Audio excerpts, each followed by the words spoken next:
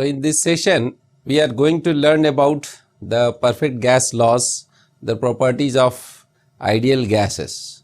So let us first deduce all these through kinetic theory. So let us first start with Boyle's law. Boyle's law. Let us see Boyle's law. So according to Boyle's law, at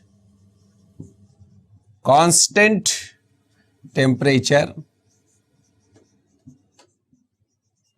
a fixed mass of a gas in a fixed mass of an ideal gas,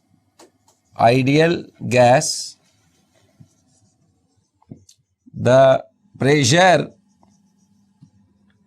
is inversely proportional to its volume. So this is Boyle's law. So now let us see how it can be deduced from kinetic law. So according to kinetic theory,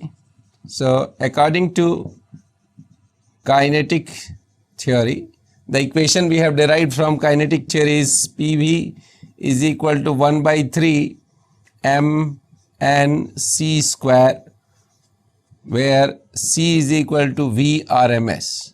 So this is RMS velocity. Also we know from the kinetic interpretation of temperature that from kinetic interpretation